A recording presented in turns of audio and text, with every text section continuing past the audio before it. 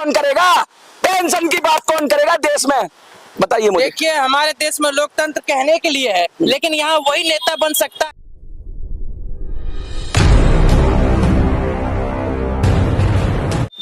भारत माता की जय, भारत माता की जय, भारत माता की जय। नमस्कार दर्शकों, भारत माता के उद्घोष के साथ यहाँ जयकारा गूंज रहा है। इस वक्त मौजूद हम दिल्ली के लक्ष्मी नगर में। लोकतंत्र का सबसे बड़ा त्योहार जो है इस बार चल रहा है 2024 में।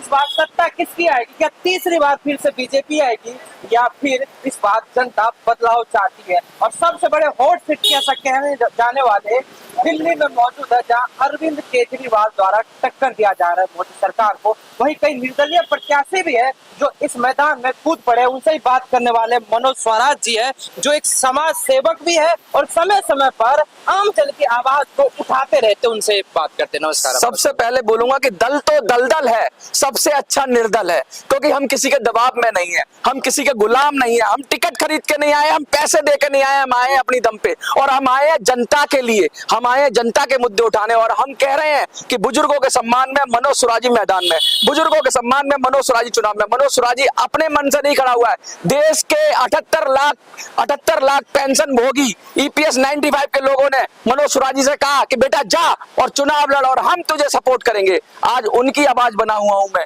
इसलिए लोगों के पेट में दर्द हो रहा है। लोग कह रहे हैं कि नहीं, ये कैसे आ गया, ये नया रंग रूट कहां से आ गया, ये नया रंग रूट कहां से आ गया, इसको क्या पड़ी है? ये तो बड़ी बड़ी पार्टियों का काम है। एक तरफ मोदी जी है, एक तरफ केजरीवाल है, ये क्या कर लेगा, ये क्या उखाड़ लेगा? लेकिन मैं उनसे कहना चाहता हूं कि पूर्वी दिल्ली में 5 लाख वृद्ध हैं, 7 सालों से, पिछले 7 सालों से वृद्धों की पेंशन बंद है, नए आवेदन नहीं लिए जा रहे हैं, वृद्ध तिल तिल करके मर रहे हैं। 700-800 रुपया पेंशन आती है ईपीएस 95 पेंशन होल्डर की।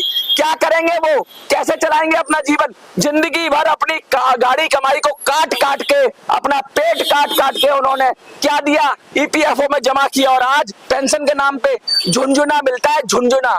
ये झुंझुना अब और नहीं बजेगा, ये झुंझुना अब और नहीं बजेगा। और मैं कहना चाहता हूं, जो आपके दर्शकों से जो भी देख रहे हैं, मैं कहना चाहता हूं कि अब होगा संग्राम, महाभीषण होगा, याचना नहीं अब रण होगा। पिछले 10 सालों से लगातार क्रमिक अनशन पे बैठे हुए ईपीएस 95 के लोग क्या कह रहे हैं? कह रहे हैं कि हमारी पेंशन बढ़ा दो।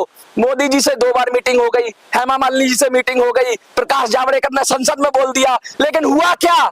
धाक के 3 पात। अब नहीं रुकेंगे, अब हम लड़ेंगे, बुजुर्गों के लिए लड़ेंगे और उनको उनका अधिकार सुनिश्चित करा के देंगे। और ये शर्मा जी खड़े हैं, 75 साल के बुजुर्ग, ये आज ये पेपर बांट रहे हैं। क्यों बांट रहे हैं? बुजुर्गों के सम्मान के लिए। राकेश गुप्ता जी खड़े हैं, ये क्यों खड़े हैं? बुजुर्गों के सम्मान के लिए। कपूर साहब खड़े हैं, क्यों खड़े हैं? बुजुर्गों के सम्मान के लिए। सुरेश जी खड़े हैं, क्यों खड़े हैं? बुजुर्गों के सम्मान के लिए। भोला जी खड़े हैं, रामू जी खड़े हैं। मनोज जी, जो हमारे देश की सत्ता संभाल रखे वो भी बुजुर्ग ही है और 78 लाख बुजुर्ग है जो जिनके लिए आप हक के लिए लड़ रहे हैं। ऐसा तो नहीं कि वो पहले भी सरकार से मिले, सरकार ने जब उनकी सुनवाई नहीं करी, आप अकेले क्या उनको विजय दिला पाएंगे? मैं अकेला नहीं हूँ, मैं अकेला ही चलाता मंजिले गालिब। लोग आते गए, काफिला बनता गया। मेरे साथ शर्मा जी है, मेरे साथ कपूर साहब है, मेरे साथ गुप्ता जी है, मेरे साथ सुरेश जी है, मेरे साथ भोला जी है, मेरे साथ रामू जी है, मेरे साथ अजय जी है। कौन नहीं है मेरे साथ? मैं बता रहा हूँ कि सावधान हो जाओ, सावधान हो जाओ। मैं बता रहा हूँ, लोग तंग आ गए। कांग्रेस बीजेपी, आप रिपोर्टर हो, आप भी यही बोलते हो, जाके पूछते हो कांग्रेस आएगी बीजेपी आएगी। क्या इनका ठेका है? क्या इनकी बपौती है लोकतंत्र पे कि कांग्रेस आएगी या बीजेपी आएगी, बाकी कोई नहीं आएगा? इनकी बपौती है क्या? यही आएंगे? क्यों नहीं करते मुद्दों की बात? मंगलसूत्र की, सुशील जी कभी मंगलसूत्र की बात करेंगे, मंगलसूत्र की बात करेंगे, कभी शहजादे की बात करेंगे, कभी शहनशाह की बात करेंगे। पेंशन की बात कौन करेगा? पेंशन की बात कौन करेगा देश में? बताइए मुझे। देखिए, हमारे देश में लोकतंत्र कहने के लिए है, लेकिन यहाँ वही नेता बन सकता है जो पहले किसी का चाचा भतीजा का हाथ हो सर पे या फिर उसके पास पैसा हो। आपको क्या लगता है? आप कैसे? मेरे पास वो फिल्म में ना अमिताभ बच्चन का डायलॉग है, मेरे पास माँ है, मेरे पास ये देश के बुजुर्ग हैं और ये माँ बाप हैं, ये देश के माँ बाप है। जब इन्होंने देश बनाया ना, ये जब देखते हैं, हजारों लाखों की संख्या में देखते, तो मुझे बल मिलता है। मैं यूट्यूब चलाता था, मुझे कोई शौक नहीं था कि मैं जाने के लिए। जब ईपीएस 95 के लोगों ने मुझे कहा कि जाओ तुम अच्छा बोलते हो, जाओ तुम हमारी बात रखो, ढंग से रखो। बहुत लोग तो जानते ही नहीं कि ईपीएस 95 किस प्रकार से ये जो ईपीएस 95 के जो भी बुजुर्ग है किस प्रकार से समस्या लेकर आपके पास आते हैं, क्योंकि सरकार का कहना लगातार सरकार सुनने के बाद अनसुनी कर रही है, आपके पास कैसी समस्या लेकर आते हैं हमारे दर्शकों को बताइए आप। देखिए रामलीला मैदान में मैं भी नहीं जानता था कि ईपीएस 95 है क्या। असल में जो गैर सरकारी क्षेत्र होते हैं या सरकार के अंडरटेकिंग में इस तरह की कंपनियां होती हैं, सरकार 1995 में एक योजना लेके आई कि भाई हम तुमको भी सरकारी तरीके से पेंशन देंगे। इनकी जो पुरानी पेंशनें थी, जो स्कीम थी, सब मर्ज कर दी गई और एक नई पेंशन स्कीम निकाली ईपीएस 95। सब जवाब दिखाएगा कि सरकारी पेंशन की तरह पेंशन मिलेगी। आज उनको पेंशन मिलती है 70-80 साल के बुजुर्गों को 700, 800, 900, 1000, 1200, 1500। क्या जीवन चलेगा? मजाक कर रहे हो आप? दिल्ली के अंदर वृद्धा पेंशन 2500 रुपए, 2500 रुपए, कोई कंट्रीब्यूशन नहीं है उसके अंदर, कोई उसके अंदर वो नहीं है, वैल्यू नहीं है, मतलब जो किसी का गया नहीं है। इन्होंने तो जमा किया, इनका पैसा कटा है। पैसा कटने के बाद 700-800 रुपए दे रहे हो। शर्म नहीं आ रही तुमको? शर्म नहीं आ रही? अरे कुछ तो शर्म करते हो। और एक मजे की बात और ये, अगर ईपीएस 95 में आप जुड़े हुए तो किसी और पेंशन में आवेदन भी नहीं कर सकते। अरे भाई इनसे वो पैसा आपको मिलेगा भी नहीं और कहीं और आवेदन भी नहीं कर सकते। ये कहते हैं, एक शब्द बड़ा गलत है, वो तो नहीं बोलूंगा, आसमान से गिरे और खजूर पर अटके, ये सही है। मैं कह रहा था धोबी का कुत्ता ना घर का ना घाट का, वो नहीं कहूंगा मैं कहूंगा आसमान से गिरे और खजूर पे अटके, ये वाली कहावत मैं कहना चाहता हूँ। और मैं कहना चाहता हूँ सावधान हो जाओ। मैं हर बुजुर्ग को जो पूर्वी दिल्ली में देख रहा है, मैं उसको हाथ जोड़ के विनती करना चाहता हूँ, अब आपको अपनी लड़ाई खुद लड़नी पड़ेगी। आपको उतरना पड़ेगा अपने परिवार के साथ। 15,000 परिवार हैं पूर्वी दिल्ली के अंदर, 15,000 परिवार। एक परिवार में 7 से 8 लोग होते हैं। अगर दादा ये लोग आप लोगों के संपर्क में हैं? ये संपर्क में है। पूरी रामलीला ग्राउंड भर गया था जब मैंने कवर किया था, और रामलीला ग्राउंड में इतना बड़ा प्रोग्राम हुआ था ईपीएस 95 का, तब से सब लोग जान रहे हैं। जितने माध्यम है, देखिए सोशल मीडिया की ताकत को कम मत समझिए, आपके चैनल की ताकत को कोई कम मत समझिए। हजारों लाखों लोग देखते हैं इसको, सैकड़ों चैनल पे ये बात चल रही है और अब ये बात पच नहीं रही है। शर्मा जी कल को, शर्मा जी को बुलाइए जी। आप बुजुर्ग के लिए लड़ रहे हैं, मतलब बुजुर्ग के जी, अपना एक बार परिचय दीजिए। मेरा नाम बीआर शर्मा है और मैं यहाँ लक्ष्मी नगर में रहता हूँ। ये जो बात मनोज कह रहे हैं ये बिल्कुल 100% सही कह रहे हैं। ऐसा सरकार इनकी जो उससे है, आप सब बोलिए। सरकार ने पूरे दबा रखे हैं और सरकार इसके बाद ऐसा नहीं है कि सरकार को पता नहीं है, सरकार इनसे पूरी वाकिफ है, मुद्दों से वाकिफ है। क्योंकि मनोज सुराजी आज से नहीं, ये मनोज सुराजी काफी दिनों से इस मुद्दे को उठा रहे हैं। ये प्राइवेट अस्पतालों में लाशें रखी रहती, पैसा लिया जाता है, इसका भी मुद्दा ये उठा रहे हैं।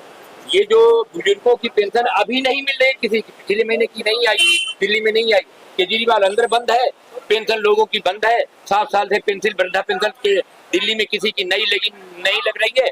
मगर मैं आपको एक बात प्रमाण के साथ कहता हूँ, दिल्ली के अंदर मैंने कोई भी पार्टी हो, सब ये जितने भी हैं, मैं इन्हें कमीने शब्द दूंगा, ये कमीने सब मिले हुए हैं। क्योंकि ये एक तरफ कहते हैं कि 7 साल से बंद है, मगर मैंने एक आदमी की पेंशन अभय वर्मा को बोल करके उसे स्पेशल लेटर लगाया और उसके बाद उसकी पेंशन लागू हुई। अब वो हमारे लक्ष्मी नगर में रहता है। ये बेईमानी है। देखिए सरकार तो कहती है, मोदी सरकार ने या फिर केजरीवाल के लिए, वो कहते हैं बुजुर्गों के लिए सबसे आगे रहते हैं। बुजुर्गों के लिए अगर आगे रहते हैं तो 7 साल से पेंशन क्यों नहीं दे रहे हो? क्यों आपने पेंशन बंद करके रखी है, जिसमें महिलाएं भी हैं और बुजुर्ग पुरुष भी हैं?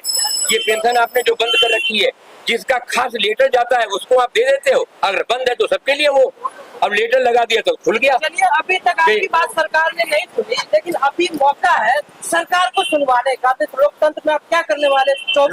लोकतंत्र में पूरे लोगों ने, क्षेत्र के जितने भी बुजुर्ग हैं, जितने उनके संबंधित परिवार हैं, सबने मन बना रखा है कि ऐसी सरकार और ऐसे जो भ्रष्ट लोग हैं उनको दरकिनार करेंगे और भगा देंगे। मनोज जी, अगर आप आते हैं सत्ता में, क्या क्या लाने वाले, क्या बदलाव चाह रहे हो? सबसे पहले तो मैं संसद में आवाज उठाऊंगा। ये नहीं कि प्रश्नकाल में उठा दी, शून्यकाल में आवाज उठा दी, प्राइवेट मेंबर बिल के माध्यम से रखूंगा बात, फिर देखूंगा कि कौन सी पार्टी बुजुर्गों के साथ है, नहीं है। मैं बिल पेश करूंगा प्राइवेट मेंबर बिल के माध्यम से।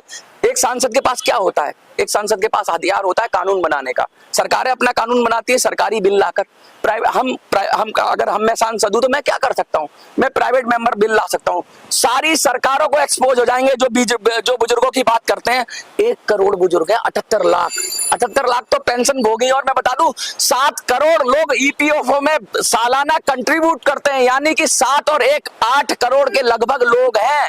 और 8 करोड़ लोगों को, 8 करोड़ परिवार है। 8 करोड़ परिवार हैं और 8 करोड़ परिवारों को कोई भी सरकार, ये दलित की राजनीति करेंगे, ये ब्राह्मण की राजनीति करेंगे, ये ओबीसी की राजनीति करेंगे, ये आरक्षण की राजनीति करेंगे, सारे नेता कर रहे हैं। क्या आप ही सुनने में आ रहा है, reservation reservation, OBC SC ST Muslim, इसी में उलझा दिया देश को। ये बुजुर्ग तड़प रहे, वो एससी समाज का भी है, वो ब्राह्मण समाज का भी है, वो बनिया समाज का भी है, वो ओबीसी समाज का भी है, वो सब समाज का है। सब समाज की बात करो, सबके लिए समान होना चाहिए। जी हमारे यहाँ जो कास्ट की बात कर रहे हैं ना, ये लोकतंत्र में हमेशा से चलता आया है। चुनाव अब डरना बदलना पड़ेगा, कैसे बदलेगा? अब बदलना पड़ेगा, नहीं बदलेंगे तो इनको बदल देंगे। देखिए सबका दिन बदलता है। बहुत नाश था जिनको, मीडिया वालों को, मीडिया हाउसेस को बहुत नाश था, आज सोशल मीडिया ने जमीन पे ला दिया है। सोशल मीडिया पे आगे जनता को तो फ्री की लालच लगी, अब कैसे करें? जनता को फ्री की लालच लगी है, लेकिन जनता को फ्री की लालच नहीं लगी है। जनता की टैक्स की कमाई है, फ्री कैसे दे रहे हो भाई? आप हमसे टैक्स वसूल रहे हो और हमें फ्री दे रहे हो, ये क्या? जनता के हित के लिए अगर फ्री करना पड़े तो करो। अरे जनता के लिए अगर आप कुछ दे देते हो, 5 किलो राशन दे देते हो तो क्या आपत्ति है?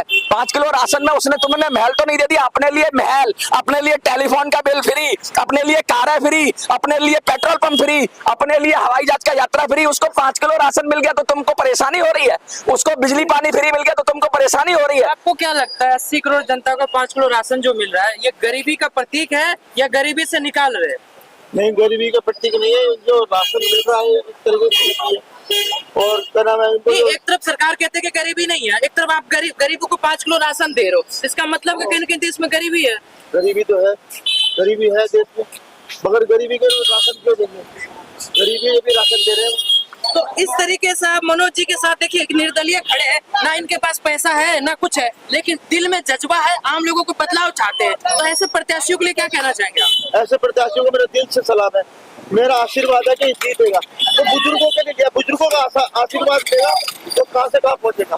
अच्छा, एक सवाल पूछना चाहते हैं आपसे, जैसे आप खड़े हुए एक आम आदमी की तरह, आम आदमी के नेता भी इसी तरीके से खड़े हुए थे, आज कह रहे हैं कि सबसे ज्यादा दिल्ली में गरीबी और समस्या है, आप ही मैं बता दूं आपको साफ साफ, जो खड़े हुए थे पहली बार में आम आदमी के लोग, तो वो सच्चे थे, वो सच्चे थे। वो है कहाँ?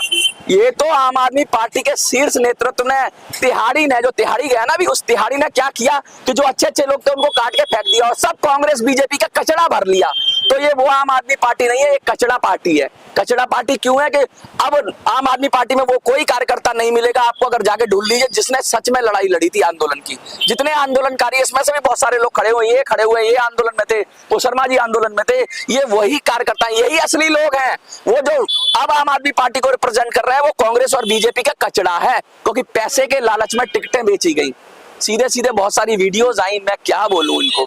तो इसलिए अब ये अच्छा नहीं लगता, लेकिन पार्टियों के क्या हालात है। मनोज जी, उम्मीद करते हैं कि लोकतंत्र जिसके लिए जाना जाता है आम लोगों के लिए, वो सत्ता में आए और परिवर्तन करे। शायद यही 3 बार चुनाव, ये तीसरे चरण का चुनाव हो चुका है, मतदान हो चुका है तीसरे चरण का। सबसे बड़ी बात इस बार जो सामने आ रही है कि वोट की प्रतिशत घटा है। इससे क्या साबित होता है कि सरकार से खुश नहीं है जनता, या फिर लोकतंत्र के इस चुनाव से जो है उनका भरोसा उठ गया है, तभी इस तरह के लोग निर्दलीय खड़े हो रहे हैं, परिवर्तन की मांग कर रहे हैं। आपकी क्या राय है, कमेंट बॉक्स में जरूर बताएं। धन्यवाद।